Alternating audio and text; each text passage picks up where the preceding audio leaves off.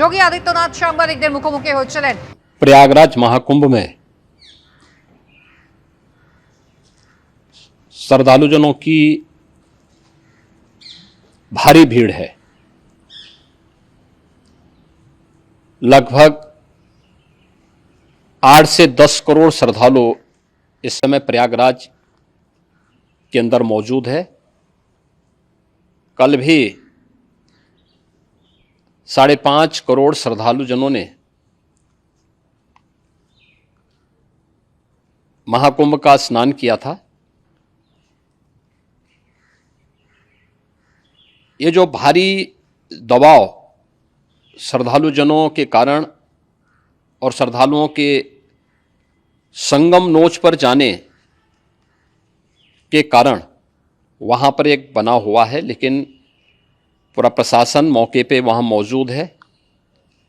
रात्रि को 1 से 2 बजे के बीच में अखाड़ा मार्ग पर, जहाँ पे अखाड़ों के अमृत स्नान के दृश्य से बैरिकेड्स भी किए गए थे, तो बैरिकेड्स को फांद करके आने में कुछ श्रद्धालु गंभीर रूप से घायल हुए हैं। उन्हें तत्काल हॉस्पिटल में पहुंचा करके उपचार आदि की व्यवस्था उनके लिए की गई है। उनमें से कुछ श्रद्धालु गंभीर रूप से घायल हैं। लगातार प्रशासन स्थानीय स्तर पर श्रद्धालुओं की सकुशल स्नान कराने के दृष्टि से रात्रि को कल सायंकाल 6:30-7 बजे से ही मौनी अमावस्या का मुहूर्त प्रारंभ होने के बाद से ही लगातार लगा हुआ है। प्रयागराज में महाकुंभ में श्रद्धालुजनों के सकुशल स्नान करने, अमृत स्नान के लिए देश भर से आए हुए श्रद्धालुजनों की व्यवस्था के लिए, उनके कुशल क्षेम के लिए आदरणीय प्रधानमंत्री जी का प्रातःकाल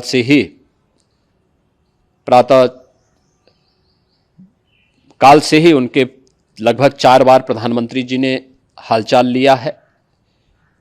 माननीय गृह मंत्री जी ने, माननीय राष्ट्रीय अध्यक्ष भारतीय जनता पार्टी श्री जेपी नड्डा जी ने, माननीय गृह मंत्री श्री अमित शाह जी ने भी, और प्रदेश की माननीय राज्यपाल श्रीमती आनंदीबेन पटेल जी ने भी लगातार जानकारी लेकर के सभी के कुशल क्षेम और सकुशल स्नान कराने के बारे में निरंतर रिपोर्ट ले रहे हैं। हम लोगों की प्रातःकाल से ही श्रद्धालुजन जो भी आए हैं वे स्नान कर सकें, इसके लिए यहाँ पे उच्च स्तरीय बैठक भी चल रही है, जिसमें मुख्य सचिव भी हैं, डीजीपी हैं, प्रमुख सचिव गृह हैं, मुख्यमंत्री कार्यालय के अपर मुख्य सचिव के साथ एडीजी लॉ एंड ऑर्डर के साथ साथ अन्य वरिष्ठ अधिकारीगण मौजूद हैं। प्रयागराज में हालात वर्तमान में नियंत्रण में हैं, लेकिन भीड़ का दबाव बहुत बना हुआ है। अखाड़ा परिषद से जुड़े हुए पदाधिकारियों के साथ मैंने स्वयं भी बातचीत की है। आचार्य महामंडलेश्वरों से भी, पूज्य संतों के साथ भी मेरी बातचीत हुई है, और पूज्य संतों ने बड़ी ही विनम्रता के साथ इस बात को कहा है कि नहीं, श्रद्धालु जन पहले स्नान करेंगे और फिर जब उनका दबाव कुछ कम होगा और वे सकुशल वहाँ से निकल जाएंगे, तब हम लोग स्नान करने के लिए संगम की तरफ जाएंगे। अभी पहले श्रद्धालु जनों को, चूँकि देश भर से आए हैं, तो इसके लिए उन्हें सभी अखाड़े इसके लिए सहमत हैं और सभी लोग इस व्यवस्था के साथ जुड़े हुए हैं। लगातार इस दिशा में हम लोगों का प्रयास है कि जो अब तक प्रातःकाल से ही आपने देखा होगा, कल मैंने बताया कि कल लगभग 5.5 करोड़ श्रद्धालु कल महाकुंभ का स्नान किए हैं, और आज प्रातःकाल तक लगभग 8:30 बजे तक 3 करोड़ से अधिक श्रद्धालु स्नान कर चुके हैं, और ये लगातार जारी है। लेकिन संगम नोच पर, अखाड़ा मार्ग पर, नागवासुकी मार्ग पर लगातार दबाव बना हुआ है, और वहाँ पर श्रद्धालुजनों की सुविधा के लिए भी हर प्रकार की वहाँ पर प्रशासन पूरी मुस्तैदी के साथ लगा हुआ है। और इसीलिए मेरी अपील है पूरे प्रदेशवासियों से, पूरे देशवासियों से, और सभी श्रद्धालुओं से भी, सभी पूज्य संतों से भी कि अफवाह पर कोई ध्यान न दें, संयम से काम लें।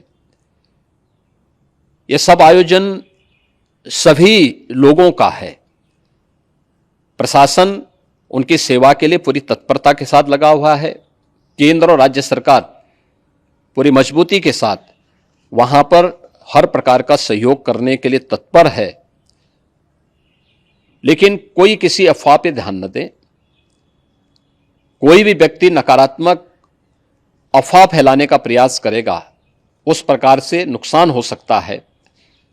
और जहां पर हैं आप, लगभग 15 से 20 किलोमीटर के दायरे में अस्थायी घाट बनाए गए हैं, उसमें कहीं भी वे स्नान कर सकते हैं। आवश्यक नहीं कि संगम नोच की तरफ ही आए, क्योंकि भीड़ देखते हुए खासतौर पर जो बुजुर्ग हैं, बच्चे हैं, श्वास के रोगी हैं, उनको लंबी दूरी तय नहीं करनी चाहिए और जहां पर हैं वहीं पर आराम से पहले स्थिर होकर के कार्य करें, वहां पर रह करके। और जो नज़दीक के घाट हैं, उसी नज़दीक के घाट में स्नान करेंगे। सब गंगा जी के ही घाट हैं और गंगा जी के इस घाट में वही पुण्य प्राप्त होगा। ये मौनी अमावस्या है। मौनी अमावस्या में स्नान का महत्व है। संगम में स्नान का दबाव बहुत ज़्यादा है, इसलिए सभी लोग अगर वहाँ पे इसमें अपना सहयोग करेंगे तो सकुशल हम सभी श्रद्धालु जनों को वहाँ पर स्नान करने में सफल होंगे। और फिर इसके उपरांत अमृत स्नान के लिए पूज्य संतों से भी, अखाड़ों से भी हम लोग अनुरोध करेंगे। जो घायल हैं, गंभीर रूप से घायल हैं, उनके उपचार की तत्परता के साथ व्यवस्था भी की गई है। उन सबके सकुशल स्वस्थ होने की भी हम कामना करते हैं। लेकिन मेरी अपील होगी कि कोई भी नकारात्मकता न फैलाने दें और न किसी अफवाह पर विश्वास करें। स्थिति नियंत्रण में है। हाँ, दबाव जरूर है, क्योंकि मैंने आपको बताया कि प्रातःकाल से सुबह 8:30 बजे तक 3 करोड़ से अधिक श्रद्धालु स्नान कर चुके हैं।